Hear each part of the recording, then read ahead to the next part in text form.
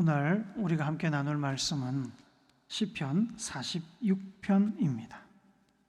시편 46편 1절부터 11절 교독하시고 마지막 절 같이 읽도록 합니다. 하나님은 우리의 피난처시요 힘이시니 환난 중에 만날 큰 도움이시라.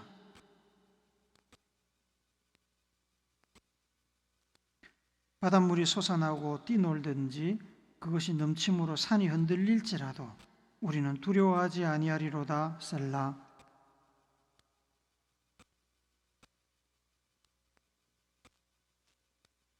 하나님이 그 성중에 계심에 성이 흔들리지 아니할 것이라. 새벽에 하나님이 도우시리로다.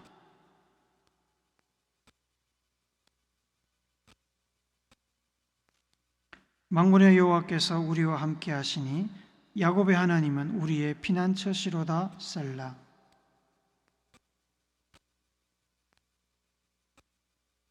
그가 땅끝까지 전쟁을 쉬게 하시며 활을 꺾고 창을 끊으며 수레를 불사르시는도다.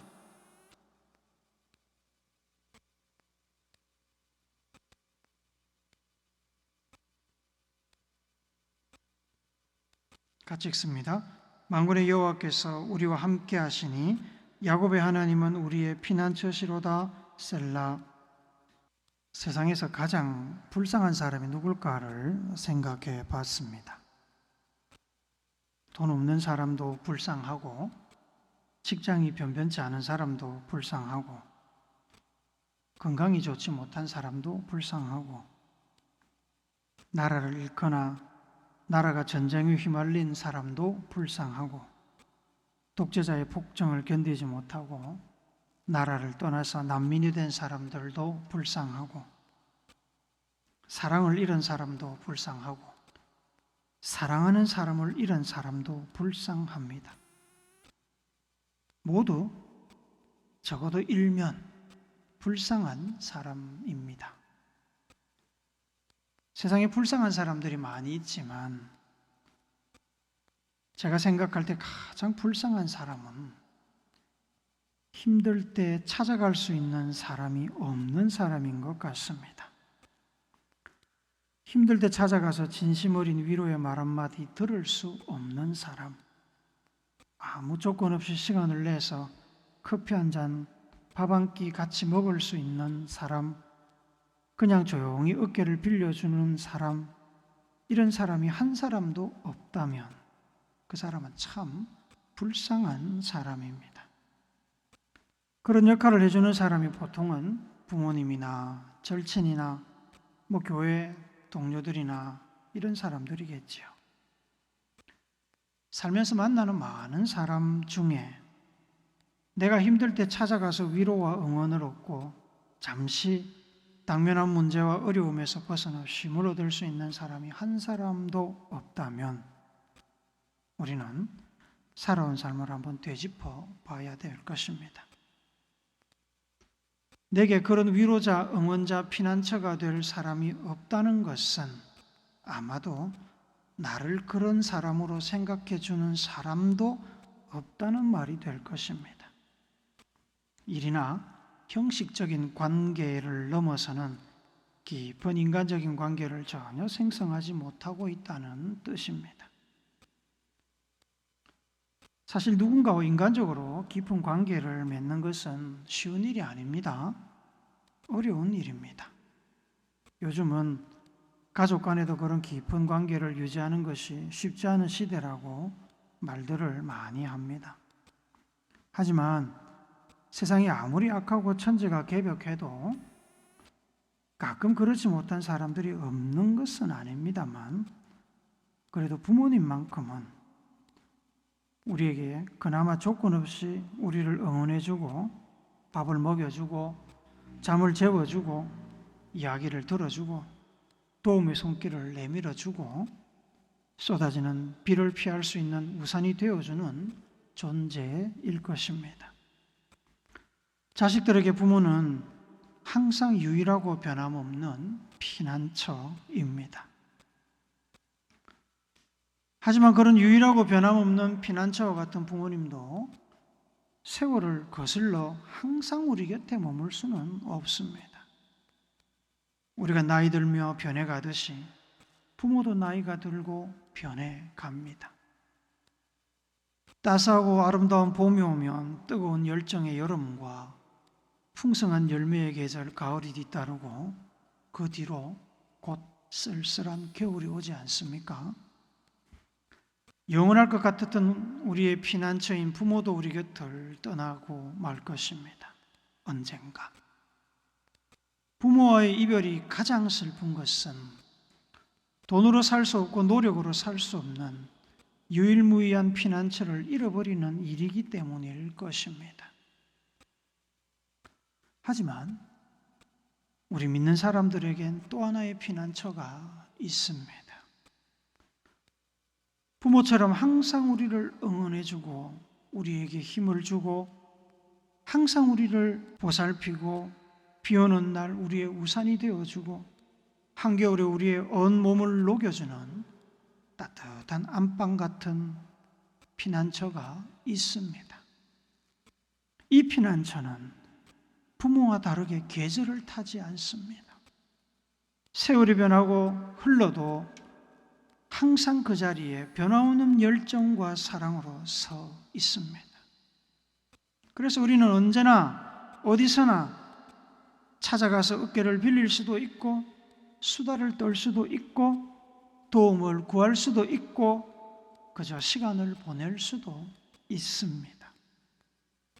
세상살이가 어려워서 우리의 유일하고 변함없는 피난처이신 부모가 우리를 버리는 극단적인 상황이 생긴다고 해도 이 피난처는 영원히 우리에게 열려 있습니다. 이 피난처는 바로 여호와라고 불리는 우리 하나님이십니다. 부모는 마음이 있고 열정이 있어도 어려운 상황이나 환경으로 인해서 우리를 지켜주지 못하고 보호해주지 못하는 경우가 있지만 피난처 되신 우리 하나님은 세상에 그 무엇도 뚫을 수 없고 부술 수 없고 흔들 수 없습니다. 하나님보다 더 힘이 세거나 돈이 많거나 능력이 뛰어난 존재가 세상에는 없습니다. 시편 46편은 그 하나님을 지금 찬양하고 있습니다. 오늘 우리가 읽은 시편 46편의 주제는 하나님께서 우리의 피난처시라입니다. 그것을 노래에 반복되는 후렴처럼 3번이나 외치고 있습니다. 1절, 7절, 11절을 우리 한 번 더 읽어봅시다. 시작.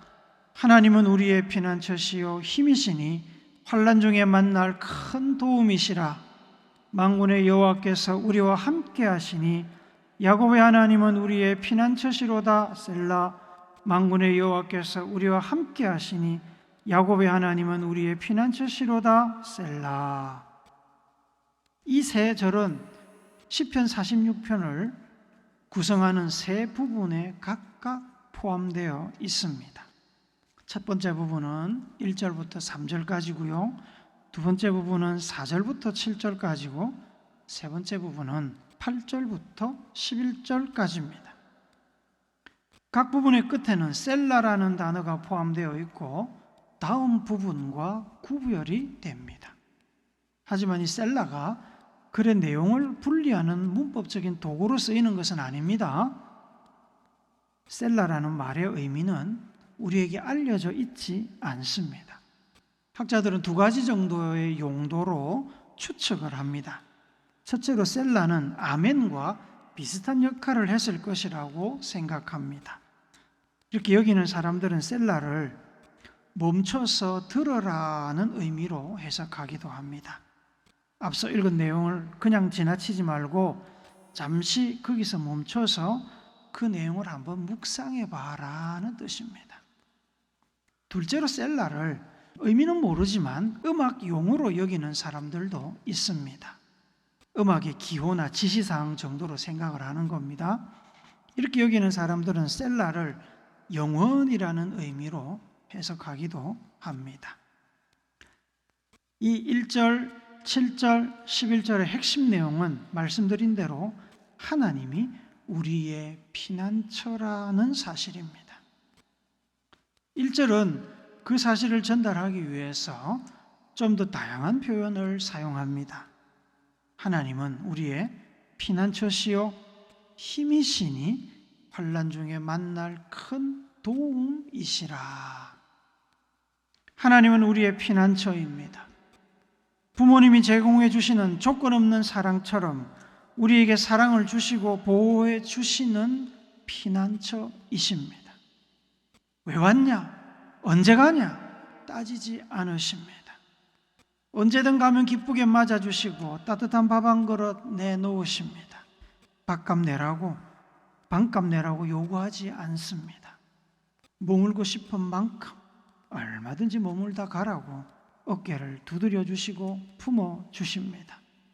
하나님은 그런 따뜻한 부모님의 품과 같은 피난처이십니다. 어려움에 직면하여 스스로 해결할 힘도 능력도 없어서 우리는 피난처를 찾지요. 그렇게 하나님을 피난처 삼아 찾는 이들에게 시인은 하나님께서 힘이 되어 주신다고 노래합니다. 낙심한 이들에게 다시 일어설 힘, 내 힘으로는 도저히 해결할 수 없는 문제를 풀 수 있는 도움을 하나님이 주신다고 노래합니다. 2절, 3절 한 번 더 읽어봅시다. 시작. 그러므로 땅이 변하든지 산이 흔들려 바다 가운데 빠지든지 바닷물이 솟아나고 뛰놀든지 그것이 넘침으로 산이 흔들릴지라도 우리는 두려워하지 아니하리로다. 땅이 변하고 산이 흔들리는 것을 우리는 지진이라고 말합니다. 바닷물이 솟구쳐서 산을 흔드는 것을 우리는 해일, 쓰나미라고 부릅니다. 지진이 일어나고 해일이 넘쳐서 산이 바다에 빠지고 바다가 산을 덮치는 상황을 머릿속에 한번 그려보시기 바랍니다. TV나 인터넷을 통해서 자연 앞에 한없이 작아지는 인간의 모습을 보신 적이 있을 것입니다. 지구상에서 이보다 더 큰 위협, 더 큰 어려움을 우리가 겪을 수 있을까요? 지진과 해일이 동시에 몰려오는 그런 상황에도 하나님은 우리의 피난처가 되십니다. 하나님은 자연보다 크시고 인간 세상이 만들어낼 수 있는 그 어떤 비극보다 크신 하나님이십니다. 두 번째 부분은 4절부터 7절까지인데 믿고 의지하는 모든 이들에게 피난처가 되어주시는 하나님을 눈에 보이는 구체적인 대상으로 형상화해서 찬양합니다. 그 대상은 바로 하나님의 도성 예루살렘 성입니다.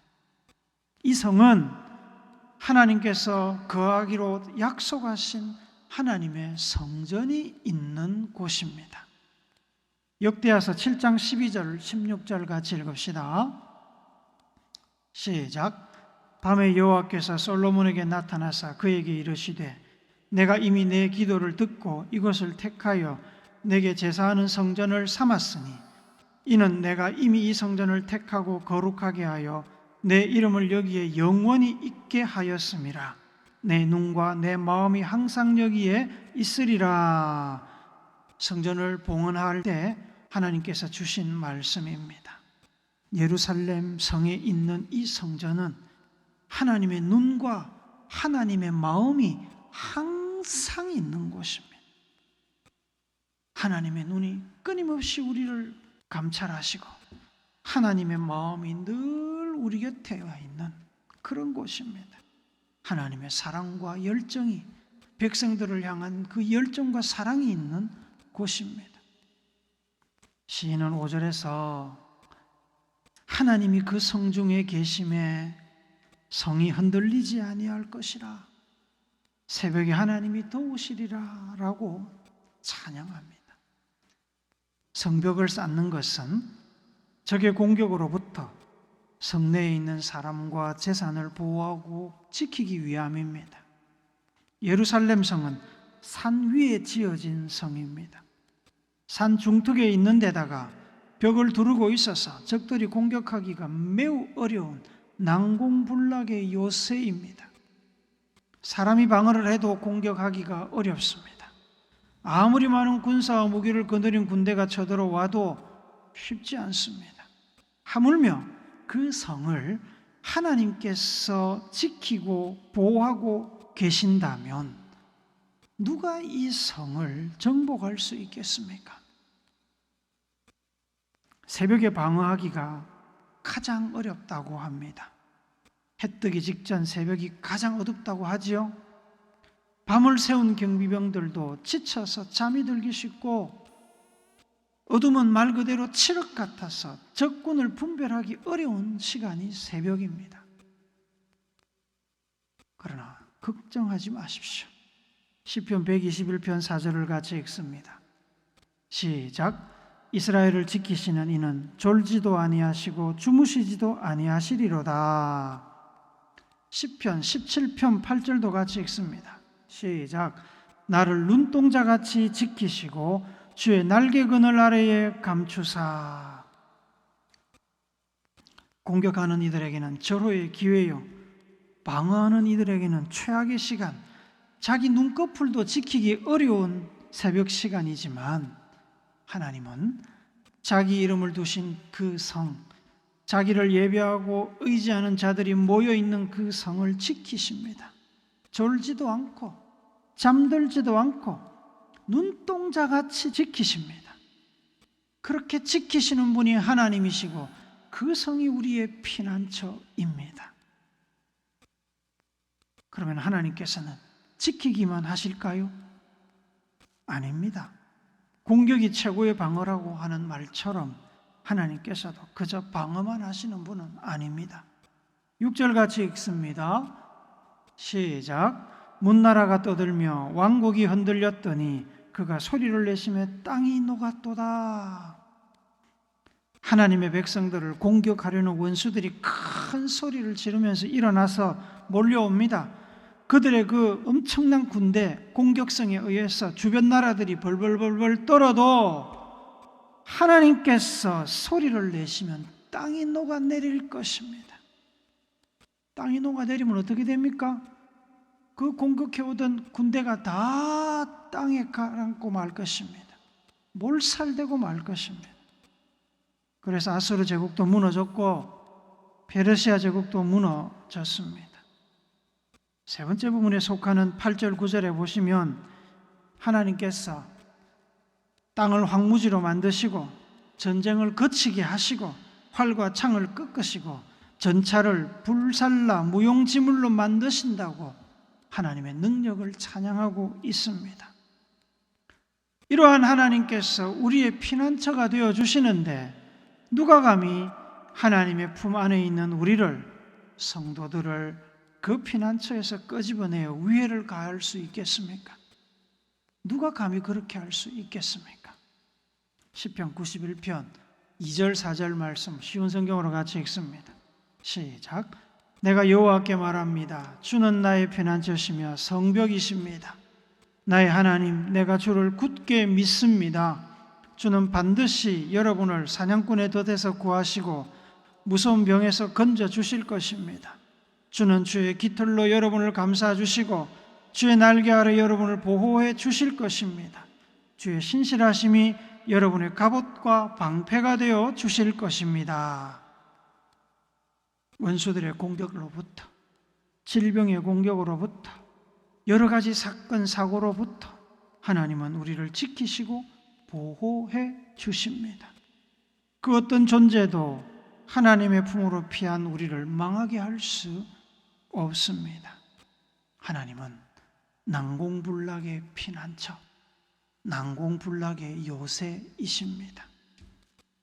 하나님께서는 자신이 백성들의 피난처가 되어주심을 눈으로 보여주기 위해서 이스라엘 민족이 가나안 땅에 정착하던 그 초기부터 요단강 좌우로 6개의 도시를 선정해서 도피성으로 삼으셨습니다.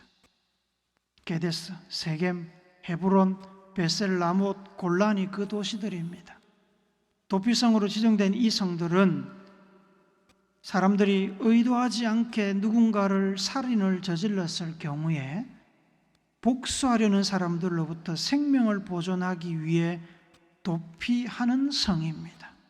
그 성으로 도피하면 복수자들이 이 실수로 살인한 사람을 죽일 수 없습니다. 제대로 심판을 받고 죽음을 피할 수 있는 곳입니다. 재판을 통해서 살인 의도가 없었음을 밝히게 되면 그 성에서 처형당하지 않고 계속 안전하게 살 수 있습니다. 만약에 재판을 통해 고의적인 살인이 밝혀지면 물론 살인에 대한 죗값은 지불해야 하는 거지요. 이렇게 피난처 대신 하나님을 믿고 사는 우리가 할 일이 뭡니까? 그러면 우리가 할 일은 하나님께서 일하시도록 하나님께 자리를 내드리는 겁니다. 다르게 말하면 우리는 다만 하나님을 찾아가서 하나님을 의지하며 인생을 맡기면 됩니다. 그리고 하나님의 능력을 믿고 조급해하지 말고 잠잠히 하나님의 때를 기다리는 것이 우리가 할 일입니다. 10절 말씀 우리 한 번 더 읽읍시다.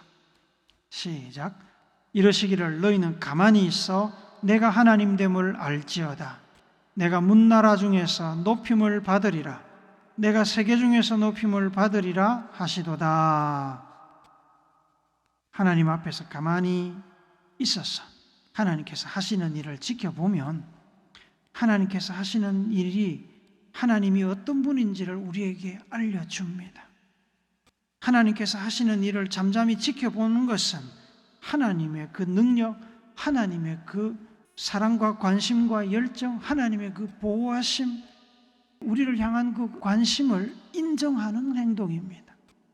우리가 할 일은 그저 하나님을 지켜보는 것입니다. 인정하는 것입니다. 하나님은 세상에서 가장 높으신 분이기에 누구의 도움이나 협력, 승인을 받을 필요가 없는 분입니다. 10절 말씀은 출애굽 때 모세가 이스라엘 백성들에게 했던 말씀과 흡사합니다. 애굽을 나온 백성들이 홍해 바닷가에서 멈추었습니다. 하나님을 따라왔지만 앞에 바다가 길을 막고 있었습니다. 그리고 잠시 후에 뒤에서 애굽 군대가 쫓아오는 소리가 들렸습니다. 앞에는 바다, 뒤에는 적군에 에워싸여서 이스라엘 백성들은 샌드위치 신세가 되었습니다.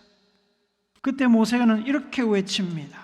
출애굽기 14장 13절 14절 같이 읽습니다. 시작. 모세가 백성에게 이르되 너희는 두려워하지 말고 가만히 서서 여호와께서 오늘 너희를 위하여 행하시는 구원을 보라. 너희가 오늘 본 애굽 사람을 영원히 다시 보지 아니하리라. 여호와께서 너희를 위하여 싸우시리니 너희는 가만히 있을지니라. 백성들은 두려움에 떨며 숨을 죽인 채 하나님을 쳐다봤고 하나님께서는 자기 백성들을 구원하기 위해서 홍해바다를 가르셨습니다. 백성들은 홍해바다의 바닥을 걸어서 건넜습니다. 그러나 뒤따라오던 애굽 백성들은 물속에 수장되고 말았습니다. 홍해를 건넌 이스라엘 백성들은 춤추며 노래하며 하나님의 이름을 높이 찬양하였습니다. 하나님은 백성들의 피난처이십니다. 도움이십니다. 힘이 되시고 능력이 되십니다. 하나님께서 우리에게 바라시는 것은 돈이 아닙니다. 시간이 아닙니다. 그것은 우리가 하나님께 보일 수 있는 우리의 마음, 우리의 정성이지 하나님께서 꼭 필요로 하는 것은 아닙니다. 하나님은 다만 하나님을 인정하는 우리의 믿음을 요구하십니다. 믿음대로 하나님을 의지하고 말씀에 순종하기를 바라십니다. 한치 앞을 알 수 없는 정글 같은 세상이지만 하나님의 백성들이 받은 은혜와 사랑을 감사하면서 하나님을 전적으로 의지하여 삶의 주도권을 하나님께 드리고 찬양하며 하나님의 백성답게 살기를 우리 하나님은 기대하십니다. 사랑하는 우물교 성도 여러분, 우리가 의지하는 우리의 부모님, 우리의 자식들, 우리의 친구들, 믿음의 형제자매, 신앙 공동체 다 귀합니다. 다 귀합니다. 그러나 그들의 도움은 한철입니다. 우리 곁에 영원히 남아있을 수 없습니다. 영원히 우리의 도움과 힘이 되시는 피난처는 오직 우리 하나님밖에 없습니다. 하나님만을 의지하십시오. 하나님의 능력과 힘을 믿고 잠잠히 하나님께서 하시는 일을 인내하며 지켜보시기 바랍니다. 하나님은 결코 실망시키지 않으실 것입니다. 하나님은 우리를 사랑하셔서 우리를 지켜주실 의사도 가지고 계시고 능력도 가지고 계십니다. 인생 혼자 사는 것 같지만 보이지 않는 하나님의 손이 늘 우리를 지키고 보호하고 인도하고 계십니다. 바다를 가르시고 사막에 강과 길을 내시며 구름기둥과 불기둥으로 광야 같은 인생길을 인도하십니다. 어떤 미사역으로 그분을 다 표현할 수 있겠습니까? 우리는 그저 감사하며 순종하며 하나님을 따라가면 됩니다. 하나님을 피난처 삼아 주시는 은혜와 복을 풍성하게 받아 누리고 그 받은 은혜와 복을 널리 찬양하며 자랑하는 우리 모두가 되기를 예수님의 거룩하신 이름으로 축복합니다. 아멘.